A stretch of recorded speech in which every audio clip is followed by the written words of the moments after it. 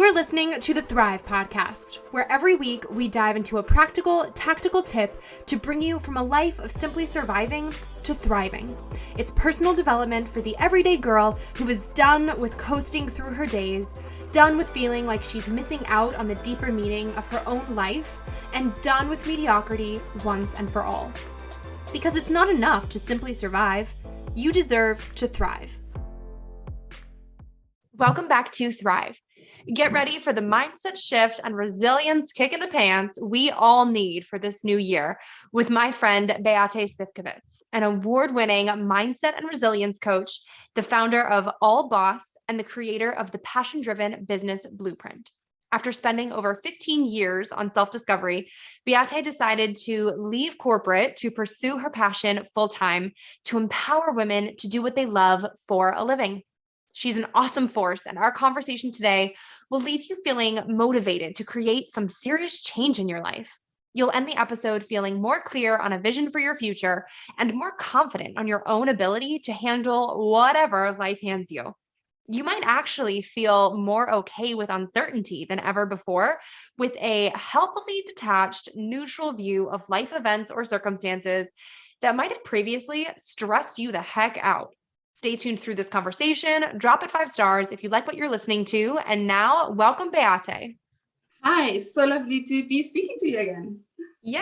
I am so thrilled that you are on Thrive with us today to really kick off the new year in a truly fabulous way. So I know our mutual goal is to basically set listeners up for success across the board with some super key nuggets and really practical bits to set up your mind, set up your literally just your whole everything for the best possible new beginning. Whether you think of the new year, the new month, whatever, as a new beginning. It's Wednesday when this is coming out. It's a new beginning, new day. So I know you've said before your story might sound a little bit backwards, but I love it nonetheless. So let's just get started with that. Introduce yourself and tell everyone your story. Perfect. Well, my name is Beate. And I, the usual journey, I was working in corporate for a long time. And I had, although I had always had that niggling feeling that it wasn't quite right. And I had quite a glamorous job. I was heading up Grey Goose and Sapphire, in Middle East and Africa. And, I was went to Cannes Film Festival for work and to all these fancy parties, traveling the world. So it was quite, I love that part of it, but the longer I was in it, I realized I don't enjoy that day-to-day work. I mean, I'd known for so many years, but obviously, a great salary and a great lifestyle can be very tempting, and you probably stay into it for longer than you should, and you're not listening to that inner voice that keeps nudging you, saying like, you're not quite on the right path. And it got to the point when, I had this hobby of, like personal development. I was reading all the books and did the courses and went on the retreats and watched all the videos, anything. I was just absorbing everything that was around personal development, mindset, thriving. How can I be like the best version of myself? And it was more of a hobby. And part of that question that kind of led me through this was like, but what do I really want to do? What do I really want to do? And some of these books and courses tell you to ask yourself, well, what do I love to do in my free time? What am I passionate about? And I was like, well, I love all this personal development stuff, but that's not a hobby. I'm just doing that for me. Like that's just, something because I want to be better at life. And then it got to the point where, they always say the universe keeps nudging you. And then eventually, if you're not listening, you kind of get hit by a baseball bat and then, it's like, oh, ding, and you forced to listen and you're forced to reconsider and reflect of what's going on.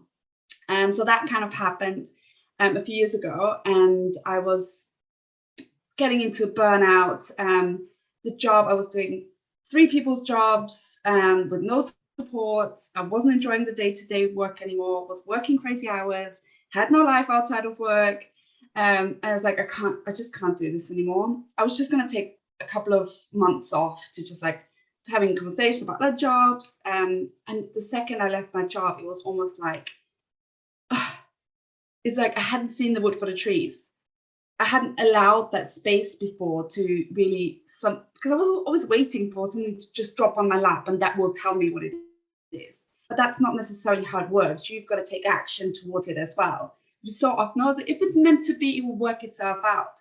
And it's a nice phrase. And yes, there is something behind it, because when we get too attached to things, that's not great either. But there's also such a big element of taking action and moving towards what it is you want, and taking that huge step, that huge leap, opened me up to recognizing what I was supposed to do. And that's when I started putting all that 10-year work that I've done on myself, and all that expertise and knowledge that I've built up, and then taking all the work, all the experience and skill that I've built in my corporate world, and then combine that as like, this is how I want to help people find what they want to do, and do that in what they are passionate about, and make that their living, rather than feeling like they have to be in this structure that society has created for us, and help them identify that and turn that into a business. Yeah, I love that. I think yeah, no, it's awesome. I think such an important part of your story too is that realization that from the outside, it looked like you had it all.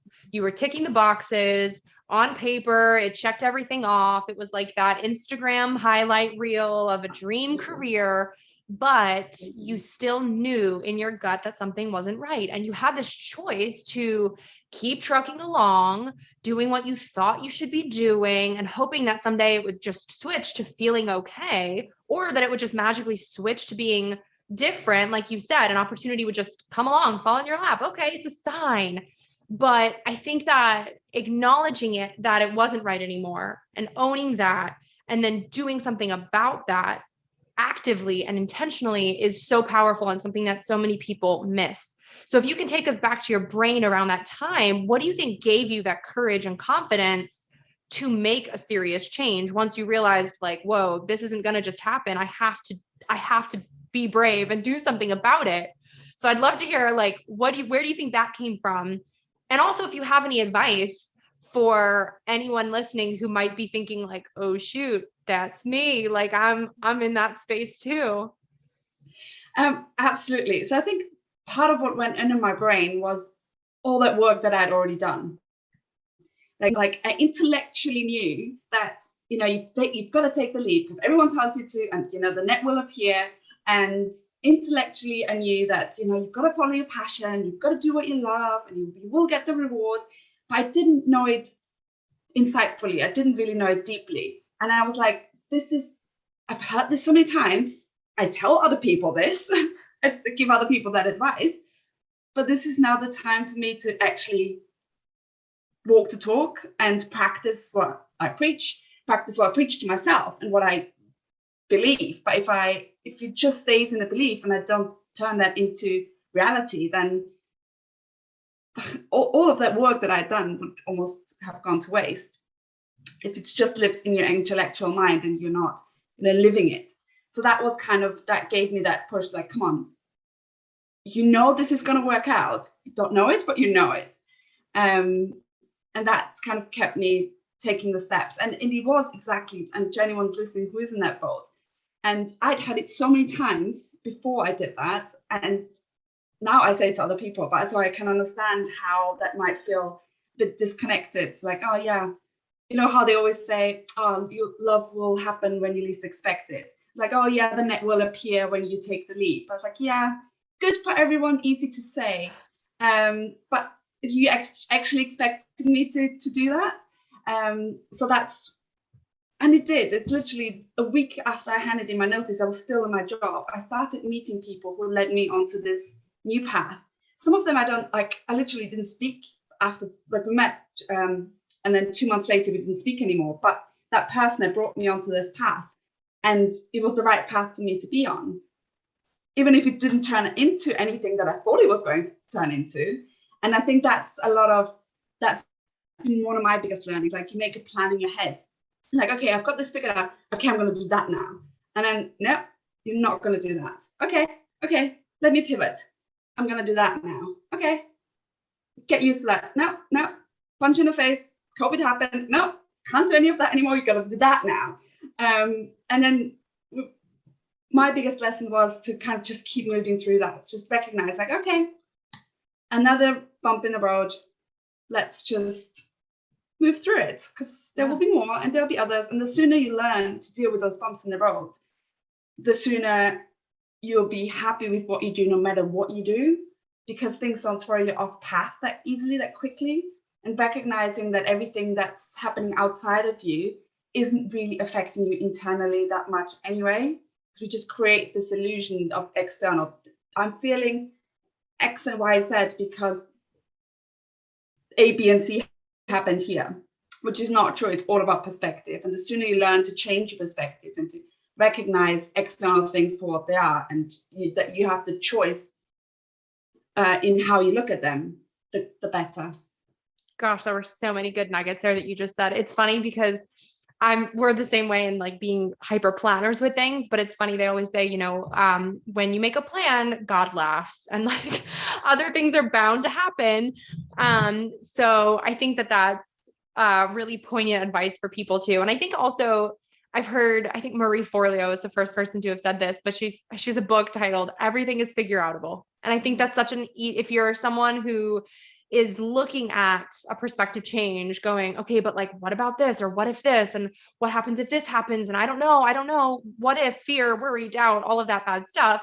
I think that's such a good mantra to just repeat, to remind yourself that, you know what, correct. You don't have all the answers. None of us do. None of us will, but everything is figureoutable. And that, like you said, the net will appear, but it's also not just like this magic net that will come and show up underneath you.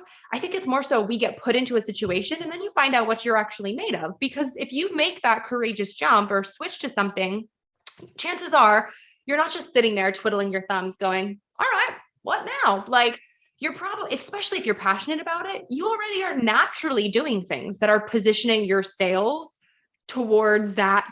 Your boat is going in that direction towards success, because you're already probably doing, okay, I'm going to talk to this person, or I'm going to research this, or like, we live in this world of Google. The opportunities are truly endless for that next step.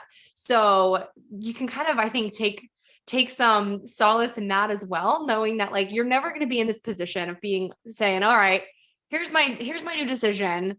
Now I have nothing. Like, it's never going to be this total abandoned, isolated situation where you're just like in an empty room with no resources and nothing at your disposal by yourself. Like, we make it out to be so much worse in our heads than that. Absolutely. Look, firstly, you can never go backwards. You cannot be the person you were yesterday. And say you have exactly this, say you were earning a lot of money and now you're not anymore because you're starting your own business. You might think you've gone backwards because you're not earning a lot less money. But the experience and the wisdom that you've built is so much richer than any of that money that you might have earned before. And recognizing that wealth of knowledge and experience and life is so important, and we often forget to put value on that. So we just say like, yeah, but I'm not earning that, or I don't have the clients that I thought I was going to have, or that I had a year ago. But you cannot go backwards. It's never a backward journey. It's always forwards. Like you said, you're never going to end up with nothing, because you have everything that you have created up until that point. And it might not be material, but we put way too much value on materials anyway. So what you've created and built in your mind is much more valuable than anything you could have. Yes.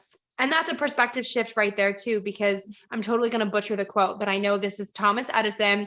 And when people asked him about how many times it took him to create the light bulb, and I think he was up to like 10,000 or something. And people were saying, all right, but you're failing. Like you're trying 10,000 times and still don't have it.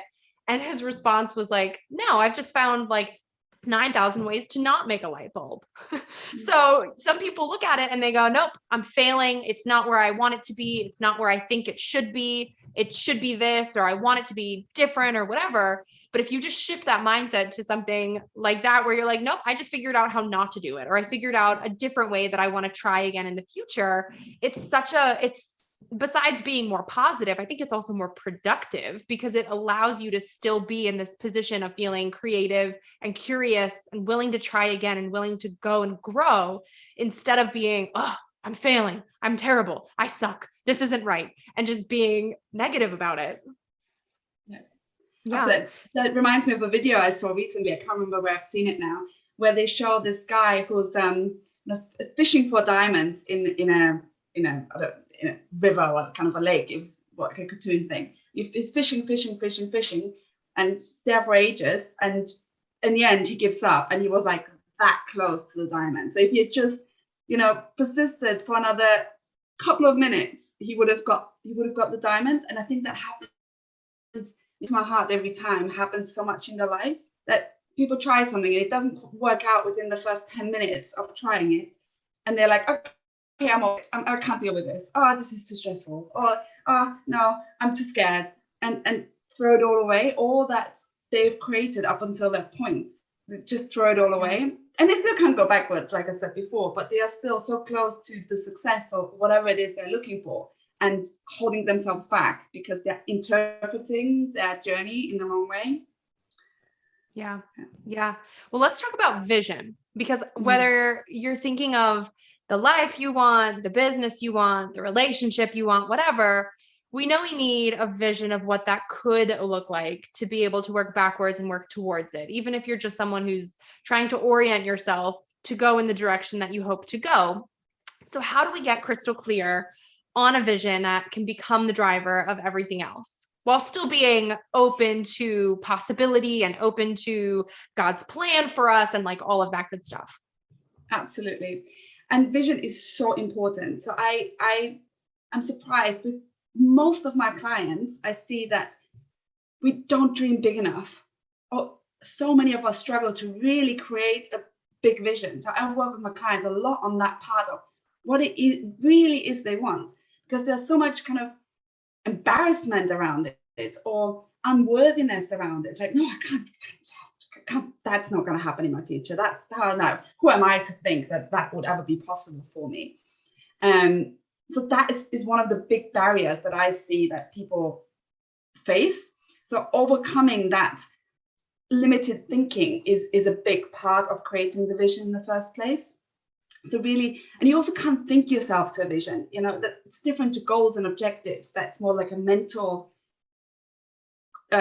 activity. But a vision comes from the heart. You really need to give yourself the freedom to dream of something that doesn't yet exist, and really give yourself that space and time to let it build as well and evolve. And we sometimes think, oh yeah, I'll do my own vision board today, and it takes an hour or two, and that's a great start. But too many of us then forget to actually build on that and keep that in mind, and see like what's it really right, and relate it back to where we are now. So how does where I am now relate or help me get to the vision? Because a vision can really be a very practical tool as well for decision making, for recognizing whether you're on the right track or not, and all of these, and giving you new ideas of what could get you closer to that vision.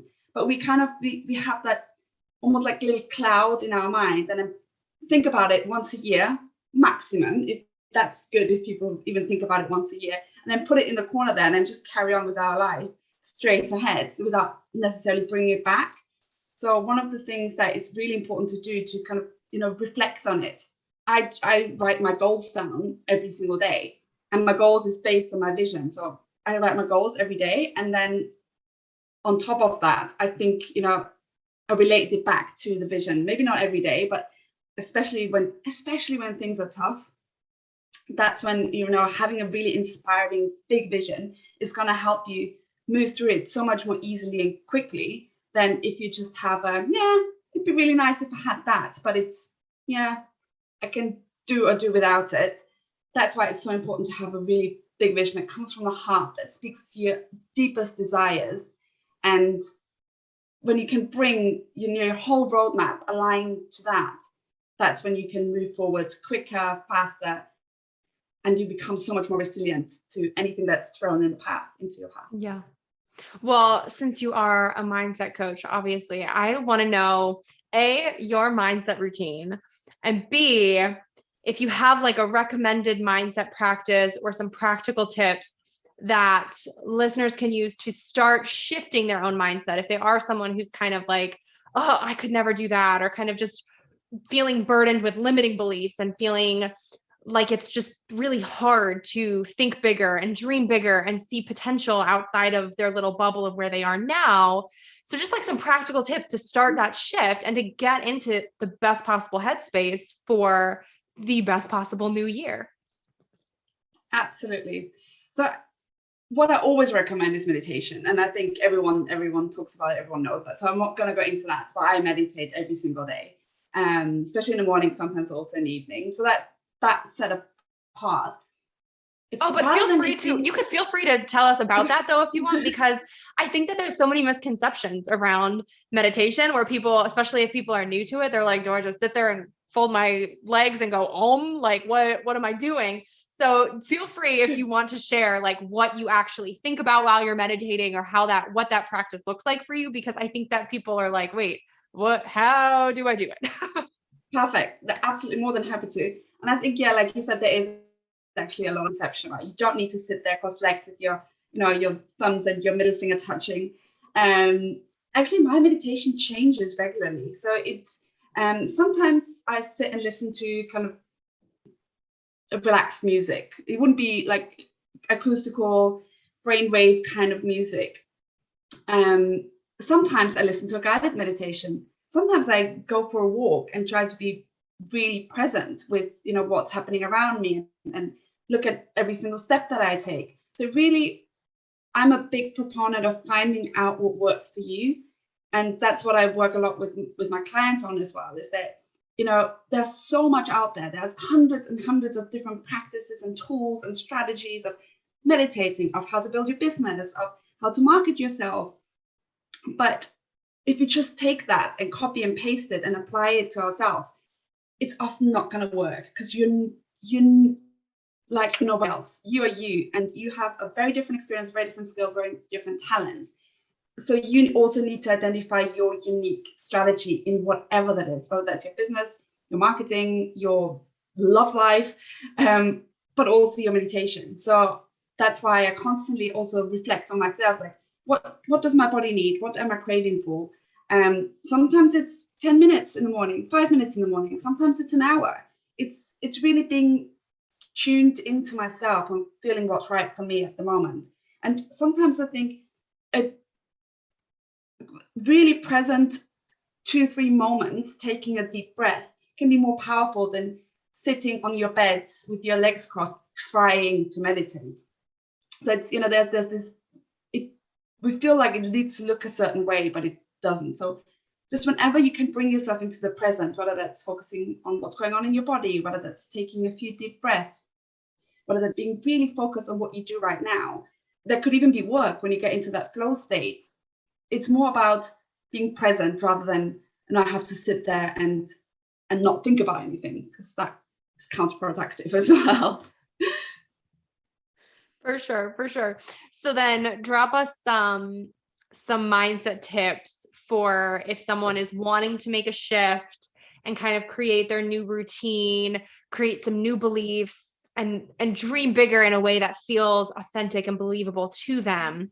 What's kind of your advice for getting started on that and doing something that feels not easy necessarily, but like comfortable enough to be consistent with? Yeah. So mine's not so much a tactic, but more something to remember. And the more you can remember that on a consistent basis, the more your life's going to change. And that is feeling comes from thought in the moment. So whatever you feel comes from what you're thinking about right now. And you have a degree of the thoughts you have, a degree of control of the thoughts that you think right now. Obviously, we have 60,000 thoughts a day.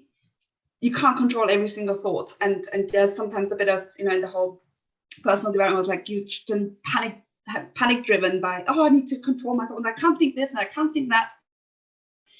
Recognizing that it's all just thought and nothing else. We all just make it up. We completely make it up ourselves. So you can make up whatever you want in your mind. whether you want to view a situation in this way or that way, you make it up. It's all in your mind. So whenever something bad happens, like, you have the choice to let yourself get into the rabbit hole, or recognize that the way you feel in the situation is just your thinking, and you can change that. Is just such a powerful, even just recognizing that in that moment helps you shift your perspective instantly. So whenever I try to, like, I've been aware of this for years, and I catch myself in, in this outside in thinking of, oh, something's happened, that's why I feel shit. I was like, no, hang on, this has happened, I feel shit, but I can change that, because I can choose how I think about that, and I can choose what that means to me. And in terms of creating a vision out of that, again, it's just an illusion. You can make up in your mind whatever you want, and it's up to you what you do with that. So why not create an awesome, amazing, incredible vision? Because it's all just thoughts in the end anyway. Mm-hmm. That's so powerful, and something I think I've seen so many girlfriends fall victim to this, and myself included, where something happens, and like you said, you go down the rabbit hole, like you just spiral. But I feel like that happens when you're ruminating on that negative thing, and you're just it has power over you instead of you having power over it. So something happens and it becomes, well, that happened to me. And it's like this, we let ourselves become a victim to that thought or to that situation, where we're like, oh, it did this to me, and now I'm in this reaction mode. Whereas if you flip it, where I think Tony Robbins said, was maybe the original person who said this, but who the heck knows at this point, where, well, like, what if life isn't happening to you, but for you? And if you can shift to thinking of, all right, this thing happened, like you said, like almost detaching from it in a healthy way, where it's like, this happened, but now how am I going to respond to it? Instead of it being this gut reaction of, oh my gosh, panic, negative, horrible, worry, doubt, bad things, giving yourself that space and just like a hot second to breathe and to think and to have some sort of more intentional response instead of that knee-jerk reaction. Granted, of course, some things happen so quickly. Obviously, we don't all get that time to creatively think about it. And you're absolutely allowed to have that negative gut reaction to some things. But at some point, you'll have the opportunity to think, like you said, and to process something a little bit differently, or to just challenge your own perspective on something. And I think that's just such a healthy way to approach, I don't know, everything. Absolutely. And it's absolutely, like you say, the gut reaction you often can't help. And that's natural. And accept that and feel it. And sometimes we don't allow ourselves to feel that gut reaction either, because it feels uncomfortable. Mm-hmm. It's not a nice feeling. So we try and like push it away and try and think our way out of it. It's like, no, feel it and then start thinking. And kind of what you said earlier about the rabbit hole. And I don't know who said it originally as well, but Michael Neal talks about how, the reason why some of these things that happen to us often are a lot worse than they seem is because we're creating all these scenarios out of that, whatever just happened. We start worrying about how this is going to affect our future, what the reaction of that's going to be, the chain reaction of that. And we waste so much brain power in going into these scenarios that never going to happen. 99% of the time, any of the scenarios that we worry about, or any of the things that we worry about in the past, there's nothing you can do about it. And the future, it's never going to happen. And if we could claim back some of that brain noise and brain power, and even just be quiet around it, we are a lot more open to create amazing solutions to whatever happens to us. And that's really where resilience comes in as well. It's like, it's whatever happens to you, or whatever happens in your life, take it as face value. It's, it's a neutral, whatever happens, it's neutral. And we put meaning onto that. Yeah. So nothing actually has meaning. It's just our view of that gives it meaning. So you have, if you stop worrying about all these endless scenarios that may or may never happen, likely never going to happen, you're a lot more free to really create a solution to turn that challenge into an opportunity. Yeah, I love that. Let's talk about resilience part two, because I know you and I both believe so much in resilience really just being like this absolutely essential ingredient to a fruitful life and a healthy mindset and all that good stuff.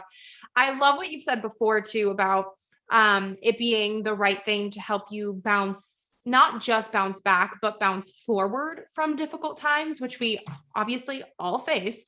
So how do you think we can become more resilient so that we can continue to just like authentically shift our mindset around challenges and even blatant hardships so that we can see them more as an opportunity where it doesn't feel fake or weird or like what they say, toxic positivity or anything, but so that we can really truly feel that a challenge is setting us up for something better down the road and really internalize that and believe it to be true.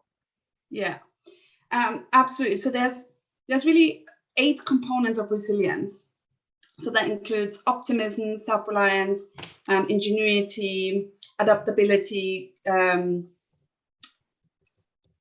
support seeking, and there's a couple more. So it's really like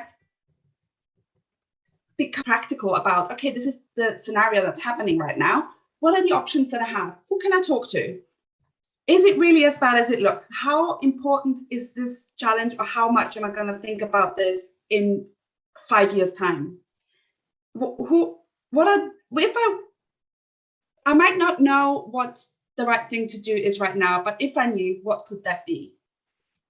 Thinking about, what would a different person that's maybe very different to me, what would they think? How would they approach this situation? So really looking more practically, rather than getting overwhelmed with the situation, try and detach from it and look at it from different viewpoints and different options that you have available to you. Okay, so this has happened now. What's in this scenario right here that I didn't know before that might give me a new idea? What could this spark? And look for the uniqueness in it. And I know this is probably something that's been said too many times as well. And what's the message in it? But there always is. There always is. And if you can find that, that's exactly where you need to tap into, and that's going to give you the solution. But again, if you get overwhelmed by it, and if you put so much meaning into it and believing that this scenario is causing your feelings, you don't have the space to identify all these different tools that you have available to yourself. Yeah, or you can even think about, what have I done in the past that has helped me go through different challenges? What can I use from other situations that I've been in? Where have I really excelled in something? How can I use that talent or skill to go through this situation? And reflecting back to who you really are as a person. Like, we're on this earth to play the game, this human game, and that's really all it is. And we get so caught up in it. But taking a step back and saying, okay, this is happening now. Let's just be quiet, think about it in the way that makes me feel good, rather than in a way that makes me feel bad, and find the best solution in whichever shape or form that might come. And also being okay with uncertainty, because many times when a challenge happens, the biggest thing that throws us back is the fear of the uncertainty, the fear of not knowing what's going to happen next. And the more you can embrace that and allow that and not be afraid of the uncertainty, again, the more open you are to find the right solutions for what the right solutions will come to you naturally for how to move through it, how to move past it, not just bounce back, but bounce forward. Yes, I love that you just said that, because that took the words right out of my mouth of what I was going to say next, because I was going to say, take the pressure off of yourself too, to have to figure it out right away, or to figure out some productive response or whatever, because sometimes, like you said, like, shit happens and it's hard and challenging and it's real life, and we don't necessarily have the ability or the mental capacity or whatever to just go right into problem solving mode right away. Like, sometimes we just need to sit in our bad feelings about something and like acknowledge it and just process through that before we can figure out how to bounce forward from something, which is okay. So I think there's also so much value in letting yourself not have the pressure to figure it out right away, what the next steps are, what you have to learn from it or whatever, but to sit in a place of knowing and believing that if you don't have it all figured out just yet or right away, or like that's okay. It doesn't mean that you will never figure it out, or it doesn't mean that you'll never have some sort of answer or idea for where to go from there. But like sometimes giving it some space is what you need for some inspiration to come, or for that next idea to make its way into your brain where you're able to receive it and get it and be like, oh yeah, okay, I'm ready. I could do that. Like sometimes you're just not in the mental space to be able to have this idea for like, here's what to do next. And your brain's going to be like, no, let me be sad, or let me be miserable. The world's coming to an end. I don't have the time for this. But like, give yourself that time, give yourself that grace and that space to know that, again, it's all figureoutable, and like you'll figure it out. You'll figure it out in due time. It might not be right this very second or right after that bad thing happens or the challenge arises, but it will happen, and you've got it. How I've reframed this whole kind of uncertainty piece for myself over the last couple of years is that if I don't know what's going to happen, anything could happen. And that kind of gives me more of an excitement feeling than a fear, because that just like blows up everything. That's like, oh, I wonder what's going to come next. And it's probably going to be even better than I could have planned or imagined. And if you go into that with that intention, then you're more likely to actually bring something that's even more exciting and better than you have planned into that empty field of not knowing. Because we also need to create that space for new things to come to us and for manifestations to appear. But because often we're so busy planning our lives ahead, there's no space for anything to come. So I actually have a really positive frame around a positive feeling around uncertainty. I just get really excited about it now. It's like, oh, I wonder what's around the corner.